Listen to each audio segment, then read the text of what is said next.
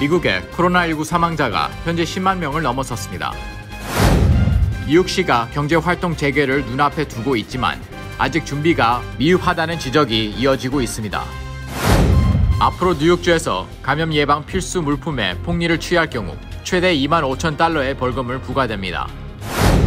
종교계 개방과 관련해 뉴욕 뉴저지 일원 한인교회에 현재 상황을 취재했습니다. 뉴저지 턴파크와 가든 스테이트 파크웨이 통행료가 9월부터 인상됩니다.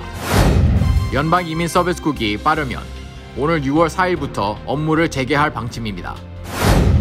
도널드 트럼프 대통령이 백인 경찰의 강압 체포로 흑인 청년이 사망한 사건에 대해 FBI에 직접 조사를 지시했다고 밝혔습니다. 코로나19에 감염돼 치료를 받던 임산부가 혼수 상태에서 아기를 낳고 병마까지 물리쳐 화제가 되고 있습니다.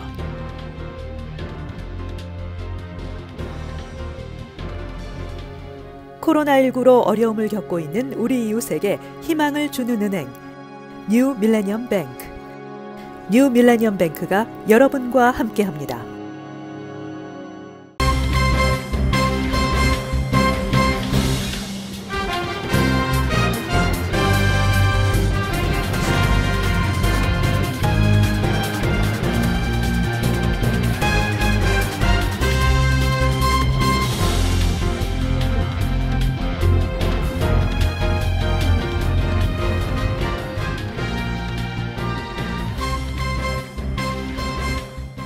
시청자 여러분 안녕하십니까? KBTV 뉴스9 이창환입니다.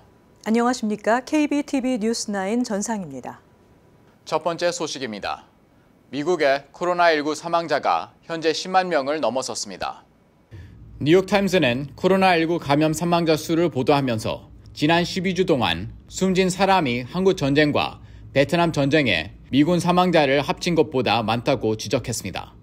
뉴욕타임스는 또 이 숫자는 제1차 세계대전 때 전사한 미군의 거의 2배이자 일본 히로시마와 나카사키에 투하된 원자폭탄의 폭발로 사망한 사람들과 맞먹는다고 전했습니다.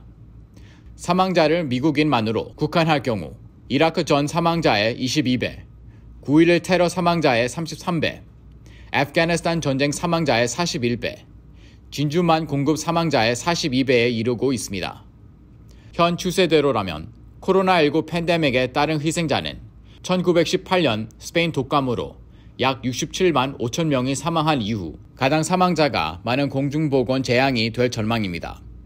미국에서는 지난 2월 6일 캘리포니아주 산타클라라 카운티에서 첫 코로나19 사망자가 발생했는데 그로부터 111일 만에 10만 명을 돌파한 것입니다. 한편 이런 위기 타개에 앞장서야 할 도널드 트럼프 대통령은 줄곧 코로나19의 위험성을 촉수하는데 앞장서 왔다는 지적입니다. 트럼프 대통령은 지난 2월 27일 기자회견에서 미국에는 코로나19 환자가 15명밖에 없다고 말했습니다. 이후에도 트럼프 대통령은 여러 차례의 사망자 예상을 내놨지만 결과적으로 모두 틀린 것으로 드러났습니다. 뉴욕시가 경제활동 재개를 눈앞에 두고 있지만 대중교통 안전성에 대한 우려와 재개 업종이나 방식에 대한 정보 제공 부족 등 아직 준비가 미흡하다는 지적이 이어지고 있습니다. 앤드루 쿠오모 뉴욕 주지사는 현재 뉴욕시는 1단계 재개를 위한 7가지 기준 중 단 한 가지 병상 공실률이 충족되지 않은 상황이라고 전하며 뉴욕시 재개에 집중하겠다고 밝혔습니다. 운용 가능한 병상의 30%가 비어 있어야 하지만 뉴욕시 병상 공실률은 현재 28%입니다. 주지사는 브롱스 5개, 퀸즈 3개, 브루클린 2개 등의 우편번호 지역에서 상대적으로 여전히 입원율이 높다며 이들 지역에 지원을 집중할 것이라고 밝혔습니다. 빌 드블라지오 뉴욕시장은 6월 첫째 주나 둘째 주쯤에는 1단계 재개가 가능할 것이라고 밝혔고 뉴욕포스트 등 일부 매체에서는 빠르면 6월 1일 뉴욕시가 경제 재개에 돌입할 수 있을 것이라는 전망을 내놨습니다. 이런 가운데 1단계 재개 업종에 해당하는 제조업, 건설업, 도매업, 농업, 임업, 수산업과 매장 픽업과 드랍오프 등 한정적인 영업 방식의 일부 소매업종이 재개를 앞둔 가운데 당장 이 업종 종사자들이 통근을 위해 이용할 대중교통 대책이 문제로 제기되고 있습니다. 많은 시민들은 전철 등 대중교통이 과밀화될 것에 대한 우려와 과연 마스크 착용 등 개인 위생 지침을 준수하지 않는 시민에 대한 통제 등의 문제를 제기하고 있습니다. 또 일부 업종 소상인들은 언제 영업 재개가 가능한지 그리고 어떤 규칙을 적용해야 하는지에 대해서 시 당국에 명확하고 구체적인 지침을 요구하고 있습니다. 뉴욕주 상하원이 폭리 방지 강화 법안을 통과시켰습니다.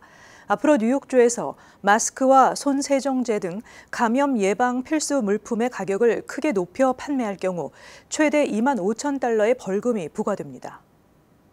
폭리 방지 강화 법안은 뉴욕주 검찰청에 업체들의 감염 예방 필수 물품 가격 단속 권한을 부여하고 벌금과 적용 대상을 확대하는 내용입니다.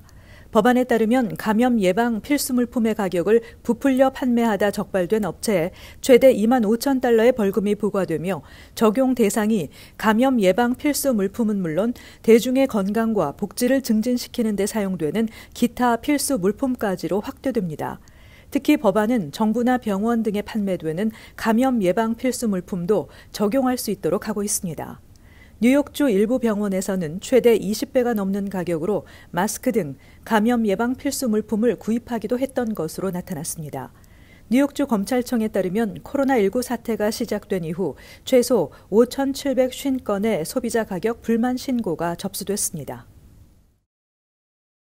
도널드 트럼프 대통령이 종교계 교회 예배 장소 등을 필수적인 장소로 간주해야 한다며 주지사들에게 비개방 방침을 중단할 것을 촉구한 데 대해 각 주들의 의견이 엇갈리고 있습니다. 도널드 트럼프 대통령이 종교계 개방을 촉구한 데 따라 각 주 종교계는 개방과 봉쇄 문제가 논란이 되고 있습니다. 현재 뉴욕주는 경제 재개가 이르다는 여론이 형성되어 있으며 종교계 개방을 불가하고 있는 입장입니다. 코로나 사태 이후 각 교회들은 TV나 온라인을 통해 예배를 진행하고 있는 가운데 뉴욕, 뉴저지 일부 교회는 드라이브인 또는 드라이브트루 방식에 한해서 종교 행사를 진행하고 있습니다. 신자들이 신앙에 목말라 하기 때문에 축복식을 주려고 하는데 안전을 위해서 우리가 드라이브트루로 코로나 바이러스 검사하듯이 드라이브트루로 성당에서 파킹장에서 지나가면서 우리가 친구들이 축복식을 지난번 어머니 날 들은 적이 있습니다. 물론 언젠가는 열어야 되지만 그래도 저희 주교님이나 모든 신부들이나의 가장 중요한 쟁점은 뭐냐면 신자들의 안전입니다. 저희 교구에서는 스테이트의 정책에 따라서 조심스럽게 성당문을 여는 것을 지금 검토하고 있습니다. 저희 뉴저지 장로교회는 지난주까지 2부와 4부의 온라인 라이브를 드렸는데요. 이번에 뉴저지 주에서 야외에서 모임을 허락함에 따라서 드라이브인 예배를 드렸습니다.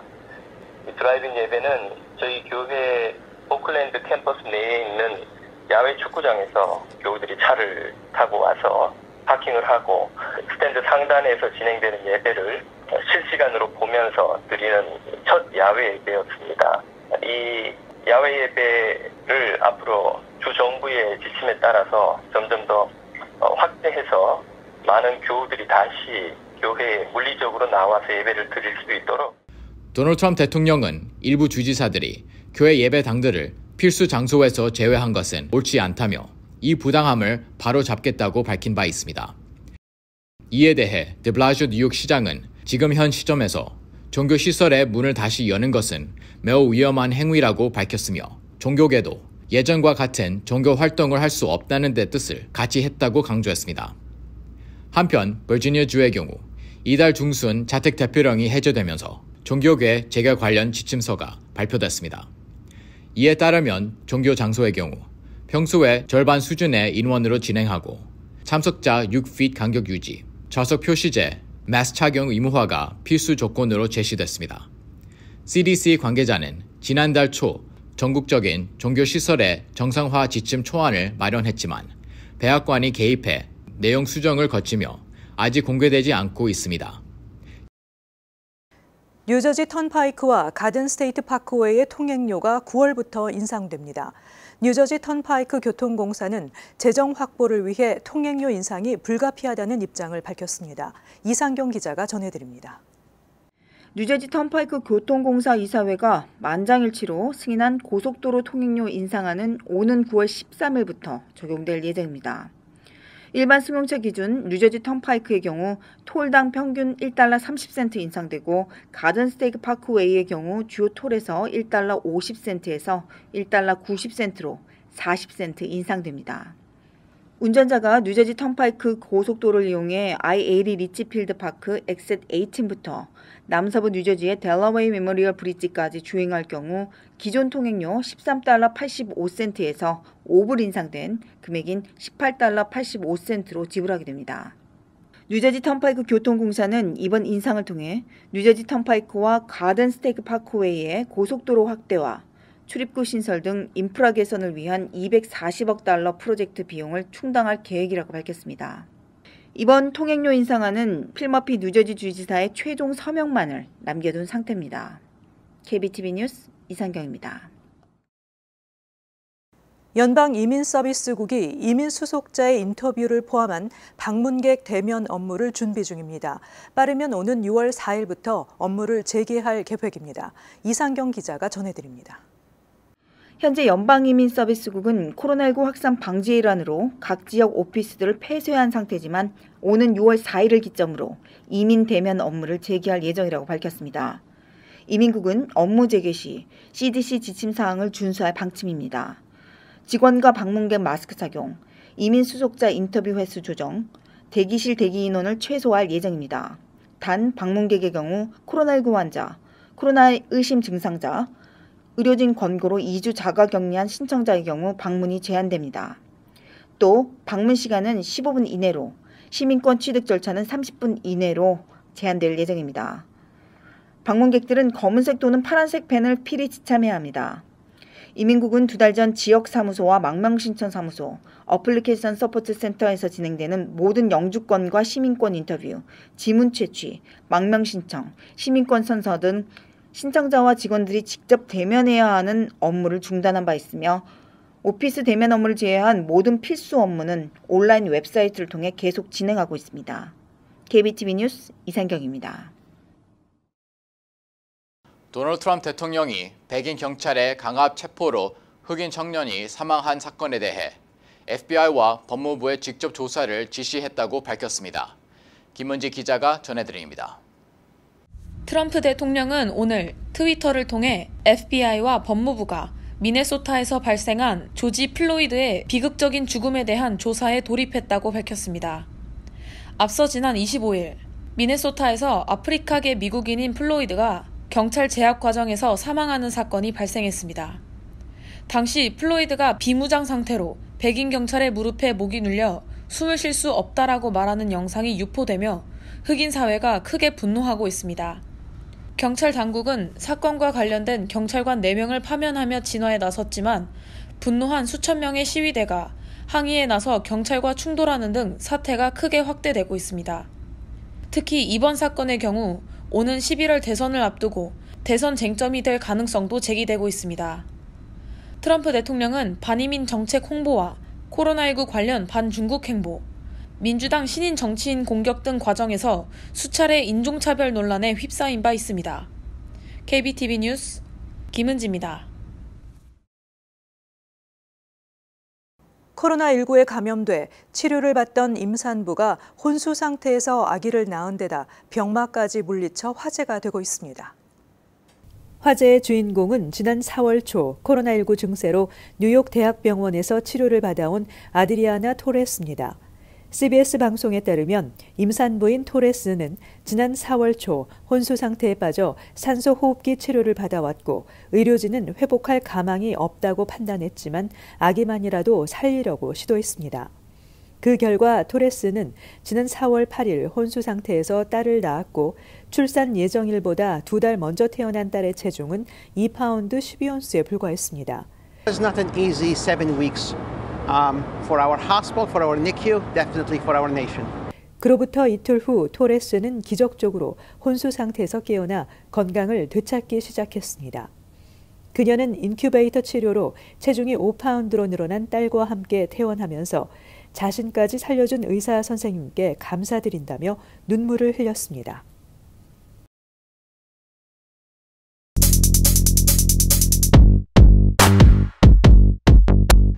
오늘 주요 일간지 소식입니다. 뉴욕타임스부터 먼저 보겠습니다. 앞면에는 홍콩의 번화가에서 시위대와 경찰관의 모습이 있습니다. 그 밑에 자막 보시면 300 arrests. As officers faced a protest in Hong Kong, one student said, "It might be the last chance we have to fight back." 시위대 중 300명이 체포됐습니다. 홍콩에서 시위를 벌인 한 학생은 이것이 우리가 맞서 싸워야 하는 마지막 기회일 수도 있다고 말했습니다. 그 옆에 기사를 보면 U.S. is preparing to punish China over Hong Kong. Sees autonomy erased. Pompeo hints at actions that could shake up global commerce. 미국은 중국이 홍콩을 압박하고 있는 데 따라 중국을 제재할 준비를 하고 있습니다. 미국은 홍콩이 더 이상 중국으로부터 독립적이지 않다고 믿고 있습니다. 마이크 폼페이오 국무장관은 글로벌 상거래를 뒤흔들 수 있는 제재에 대해 언급했습니다. If it proceeds with punishments, the Trump administration could impose the same tariffs on exports from Hong Kong that it puts on goods from mainland China, said officials with knowledge of the discussions. Other trade restrictions that apply to China, including bans or limits on what American companies can sell to Chinese companies because of national security or human rights concerns, may be imposed on Hong Kong as well. 트럼프 행정부가 제재에 나설 경우 중국 본토에서 오는 상품에 부과하는 것과 같은 관세를 홍콩에도 부과할 수 있다고 합니다. 또 중국에 적용되는 다른 무역 제한은 홍콩에도 적용될 수 있습니다. 다음 기사 보겠습니다.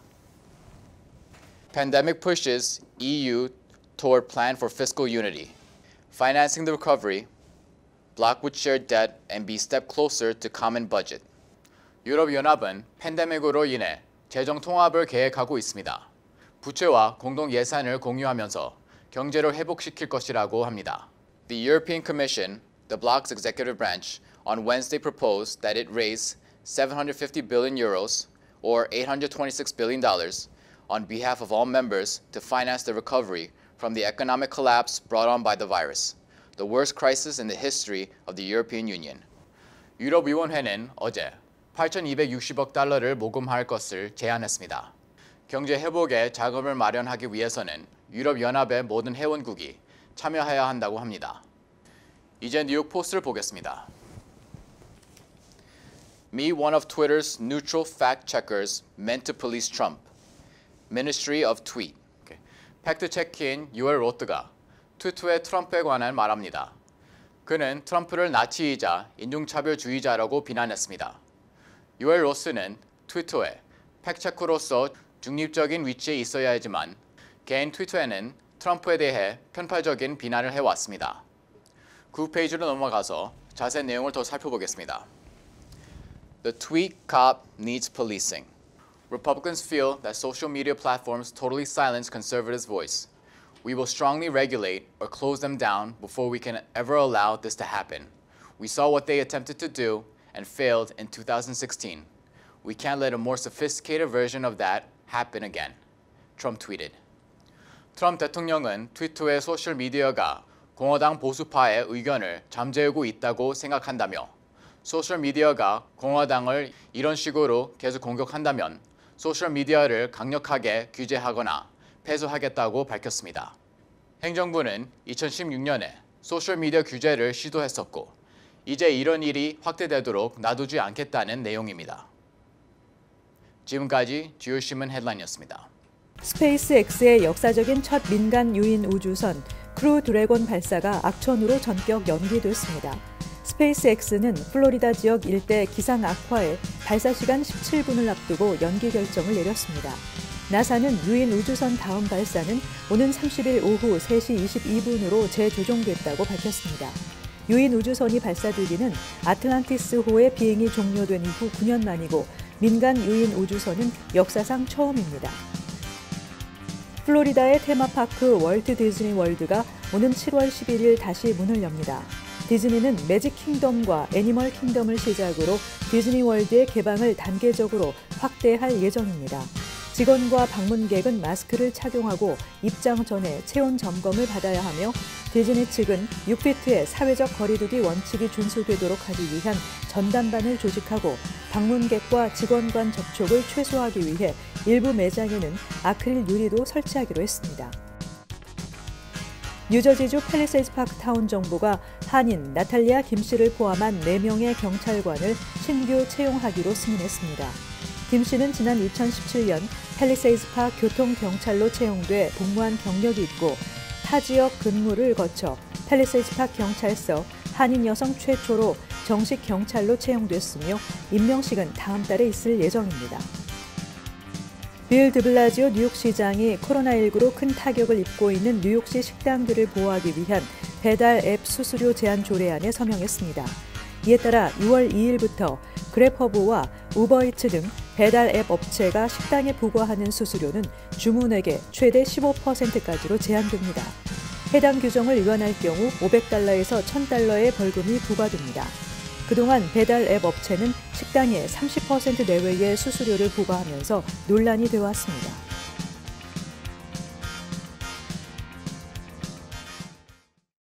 잠시 후 커뮤니티 브리핑을 전해드립니다.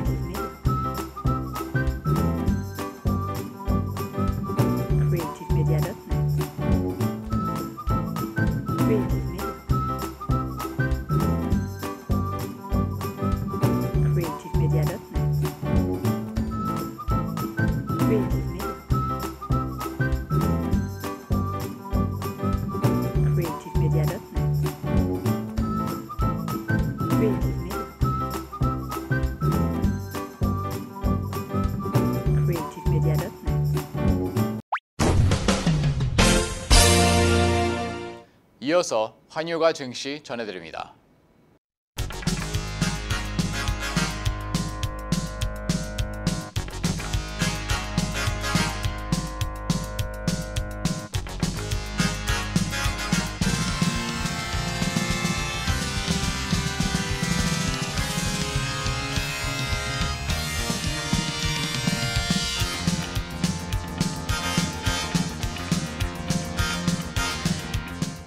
잠시 후 뉴욕과 뉴저지 날씨 전해드립니다.